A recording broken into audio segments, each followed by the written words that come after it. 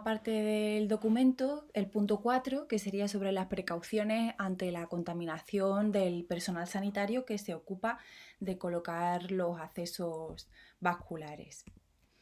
Nos dicen en el documento que ante la inserción de cualquier acceso vascular tenemos que hacer cosas que ya sabemos que son obvias, que tienen que seguir realizándose, como la desinfección cutánea con clorhexidina alcohólica al 2%. Ya sabemos que, ¿dónde lo tengo aquí? Se recomienda que sea pues en dosis monouso, como es por ejemplo este dispositivo. Se tiene que desinfectar la piel durante al menos 30 segundos con una fricción importante sobre la piel para que haga un buen efecto y luego se tiene que dejar secar. Esa recomendación sigue siendo igual para cualquier tipo de acceso vascular que vayamos a utilizar. Y luego, si vamos a utilizar el ecógrafo de manera estéril sobre la piel, pues evidentemente vamos a tener que utilizar una funda estéril para el ecógrafo. Después del uso del ecógrafo tendremos que hacer una desinfección, como ya hemos comentado. Si estamos hablando de la inserción del catéter central, nosotros deberemos llevar pues la protección estándar que ya conocemos, que sería la mascarilla no estéril, el gorro no estéril, los guantes estériles, la bata estéril impermeable y un amplio campo estéril que nos cubra el paciente, ¿no? Incluyendo los pies, si es posible la cabeza, etc. Aquí es donde empiezan a surgir un poco los problemas y las dudas sobre cómo mantengo esa esterilidad, cómo hago la maniobra de inserción manteniendo la esterilidad y a la par mantengo las pautas para no contagiarme, para no contaminarme. Porque lo que nos dicen en este documento, obviamente que es también lo que nos dice el CDC, es que a todo lo que ya hemos comentado de la bata estéril y todo el material que utilizamos de manera estándar, digamos, tenemos que incluir el EPI. O sea, que deberíamos llevar un equipo de protección individual que supone el doble guante, las gafas o la pantalla de protección, las calzas, el traje completo, etc. Entonces, Pitiruti me comentaba el otro día, llevamos días hablando de esto antes que saliera el documento, y me decía que ellos lo que hacen es preparar todo fuera del box o de la habitación del paciente. Luego se visten con el EPI, se ponen estériles con todo lo que ya hemos comentado antes de entrar en la habitación, y luego ya entran en la habitación, alguien les abre la puerta, entran en la habitación con todo el material necesario puesto en una bandeja, en una mesa, en lo que sea, y proceden con la inserción. Obviamente, antes de eso han tenido que, utilizando su EPI, hacer una valoración proactiva de las venas del paciente con ecografía y mantener de alguna manera la posición en la que van a hacer la inserción, ya sea la posición del brazo, la posición de la pierna o donde se haya decidido colocar el acceso central. Ya lo hemos comentado antes, una de las cosas que nos recomendaban fuertemente es el uso de ecógrafos inalámbricos, porque la manera de cubrirlos y protegerlos va a ser bastante más sencilla, al igual que la manera de desinfectarlos.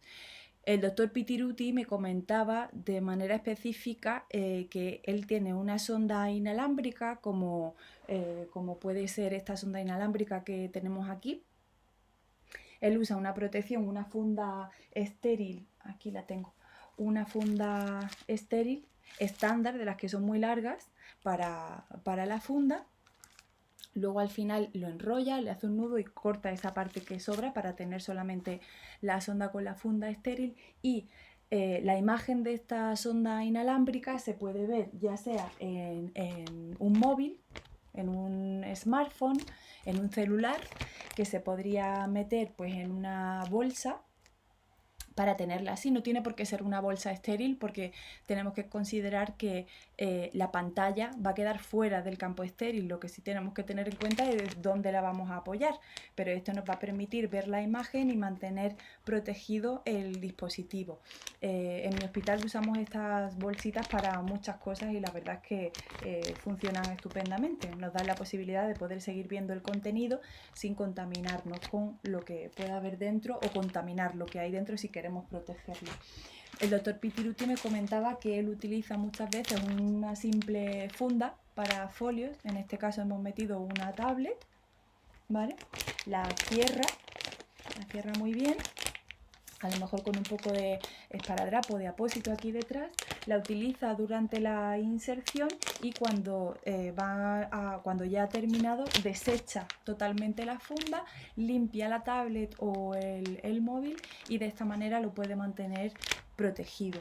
Esta es la comodidad de tener ecógrafos de este tipo, que además no tienen teclado, por lo que es una ventaja añadida. Además nos dicen los compañeros en este documento del Gabeselt que se recomienda que el paciente lleve una mascarilla quirúrgica a la hora de la inserción. Y uniendo a todo esto, nos surge la pregunta, bueno, ¿y qué pasa con las FFP2? Porque en realidad nos están diciendo que las utilicemos solamente para cuando hay aerosoles o para pacientes que están intubados, cuando tenemos ese riesgo de contaminación por partículas, por gotas que puede haber en el aire. Sin embargo, desde este documento y en base a unos documentos del Instituto Superior de Sanidad italiano, de la OMS y del Centro Europeo de Control de Infecciones, nos comentan los compañeros italianos que también sería adecuado usar una FFP2 en el caso del acceso vascular. Yo no lo veo del todo equivocado. Al final vamos a pasar un tiempo relativamente largo con el paciente, pues entre 20 y 30 minutos en función de la inserción que vayamos a hacer, de la complejidad de la inserción dentro de una zona de riesgo, así que seguramente la indicación de usar una FFP2 no es algo exagerado. Por otro lado, ellos también nos dicen, pero con una interrogación, que tal vez una medida añadida que se le podría poner para nuestra protección para este tipo de pacientes en los que hay un riesgo de contaminación por gotas, pues podríamos utilizar un campo estéril impermeable para cubrir la parte de la cabeza, del cuello del paciente.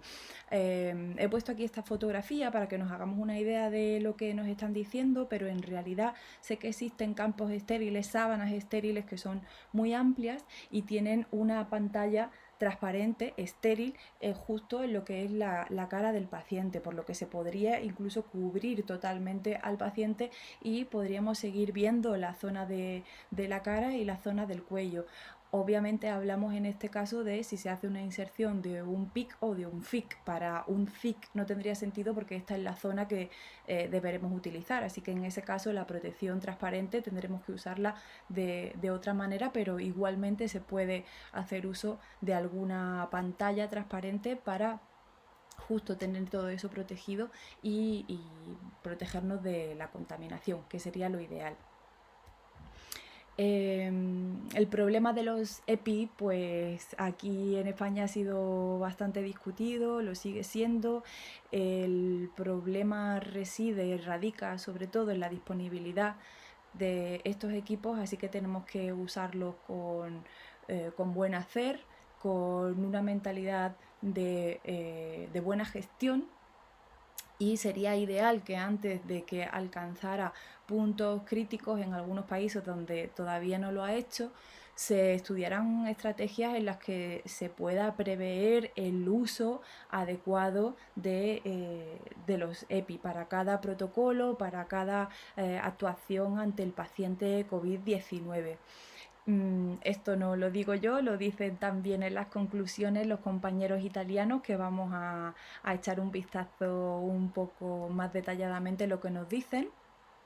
Y de manera muy sabia, es lógico y es normal que todo esto de lo que hemos hablado ahora, pues son procedimientos que si no hemos estado haciendo de manera habitual, por ejemplo, si no estamos acostumbrados a hacer el ECG intracavitario, ahora no es el momento de ponernos a hacer cambios en los protocolos. Si estamos más seguros, más tranquilos haciendo una lectura de la punta del catéter con una radiografía, pues seguiremos haciéndolo de esta manera, siempre con la intención de seguir mejorando y seguir avanzando en la práctica. Pero si no estamos capacitados para ciertas técnicas y si no tenemos familiaridad con ciertos procedimientos, es mejor que ahora no nos pongamos a ello. Ahora es el momento de actuar de una manera rápida y eficiente, ¿no? con lo que tenemos y con lo que sabemos. También nos dicen los compañeros que, bueno, todos estos trucos, todas estas, más que trucos, observaciones, ¿no? que ellos han visto durante esta experiencia con el COVID, se dan cuenta que en realidad no es una cuestión económica, me explico. Algo que sucede muy a menudo cuando se habla de todas estas implementaciones y de todas estas nuevas técnicas o estos nuevos procedimientos para insertar y para mejorar la práctica del acceso vascular, siempre hay quien dice, bueno, eso es muy caro, eso a mí no me lo compran, ¿no? Típica frase que surge siempre.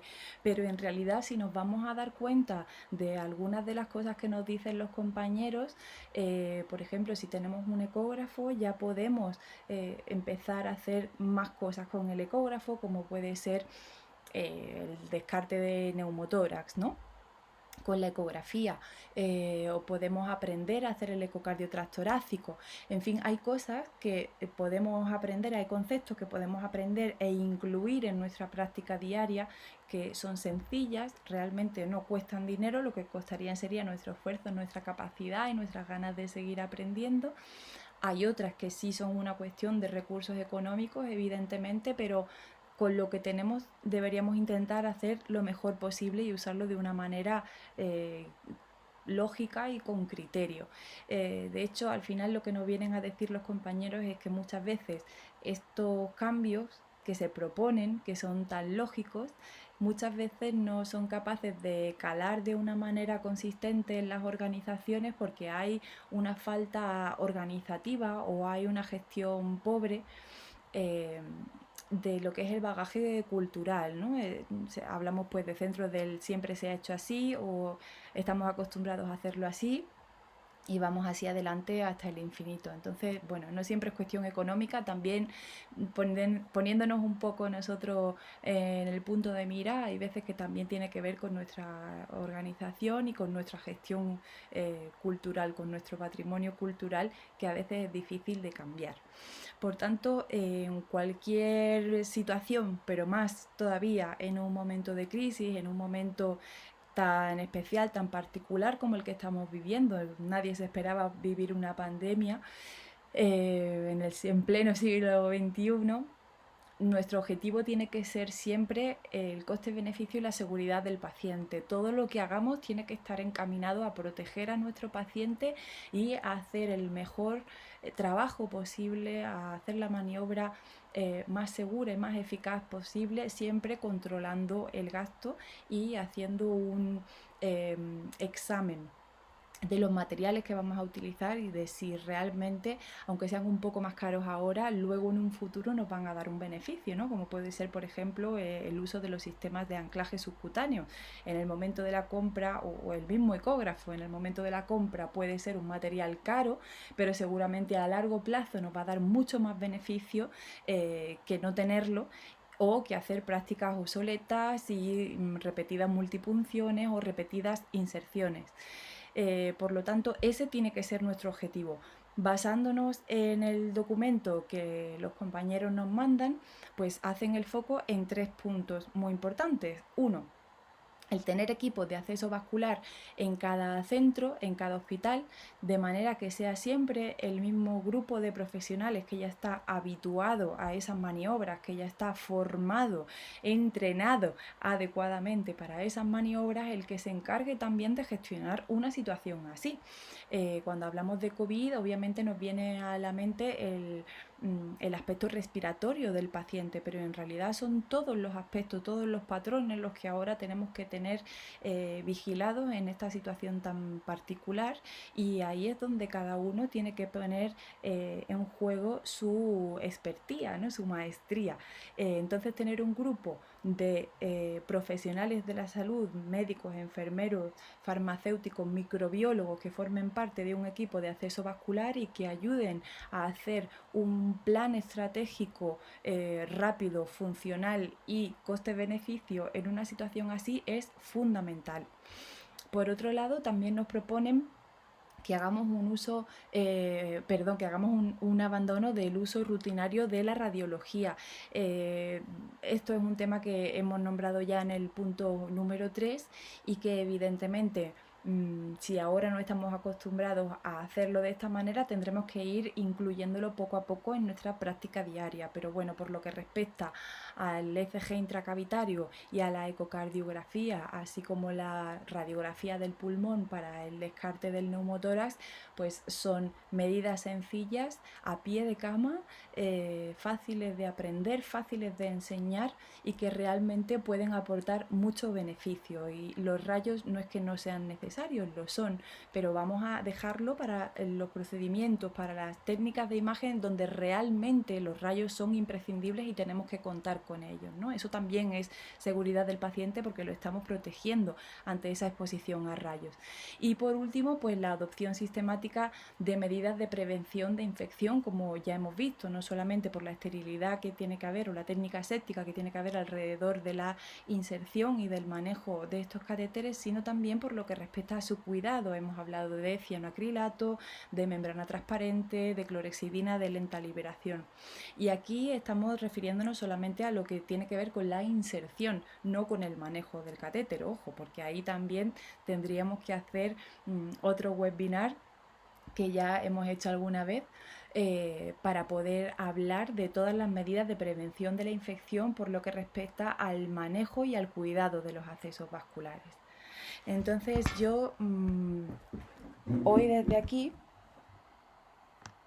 quería además hacerles partícipes de esta cosa tan bonita que ocurre en España a las 8 de la tarde todos los días y que es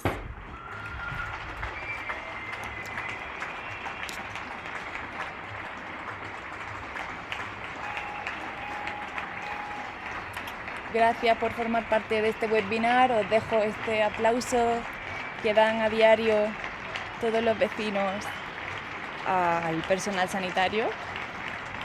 Este aplauso es para ustedes, no decaigan, sigan luchando.